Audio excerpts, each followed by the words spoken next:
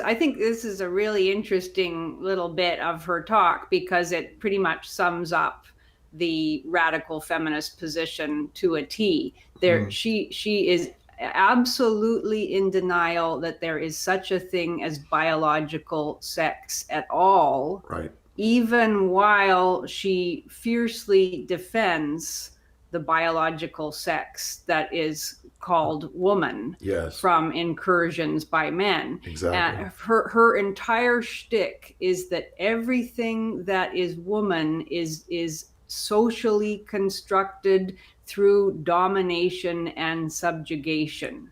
Right. Every single feature of femininity is merely a mark of women's oppression. It's a completely paranoid, bizarre theory, and it doesn't even have anything to do with reality. In that she begins her definition of what is, assigned as feminine and what is assigned as masculine by saying that the dominant class, masculine persons, Yeah. are defined by the ability to wear comfortable clothes and to sit with their legs apart. Those were two out of maybe a very few other characteristics that she defined, whereas femininity is defined by the inability to wear comfortable clothes, the mandate to uncover the body, to reveal the body, and the mandate to sit with legs closed together. These are supposedly the prerequisites to be masculine or feminine. And this now is why we have all these campaigns that we've seen for years in subways, for instance, in which feminists go around shaming men Yeah. who sit with their legs apart, which is supposedly not only something that takes up space in the way that men do, but that is supposedly an expression of dominating masculinity. I mean, this is so crazy. This is the statement of a woman who has worked as an academic, an extremely high paid elite position at the University of Melbourne for decades, where she wore the most, she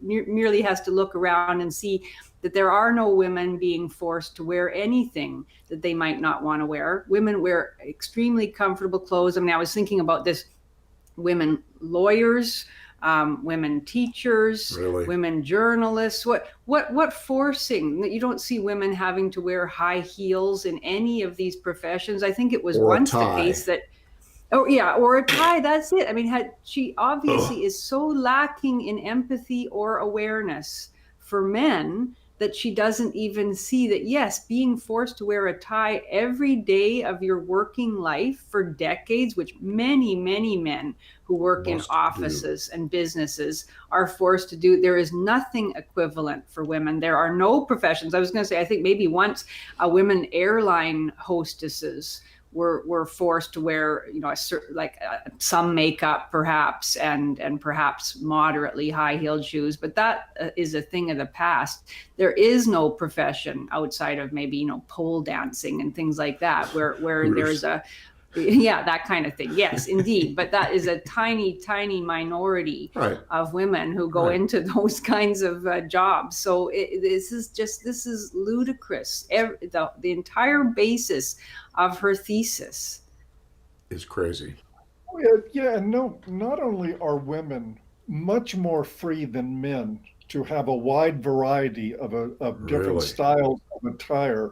I mean, the ranges for women, we wouldn't dare consider speaking to a woman in the workplace and saying you shouldn't wear this or that.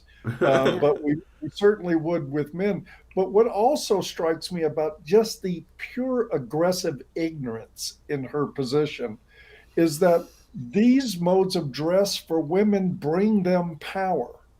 And Mm-hmm. she totally ignores the awesome power that femininity has in all environments, in the workplace, in the family, in social settings, no matter where you are. Women who dress in a feminine way command sexual attention, and that is a true form of power that men can't compete with. And we see this reflected in women's ability socially to point a finger at a man and automatically, in most cases, be believed and have people willing to commit proxy violence on their behalf. So true. She totally is So just true. as though her head is in this total complete sand Yes. on all of this true female power that she's denying. And it's Yeah. a power so vast, and men can't even conceive of it. I've tried to conceive what it would be like to live in a body where people wanted to see me, wanted to have me, wanted me, not because I did anything, but just because I had it. It's like, that's hard for me to really understand,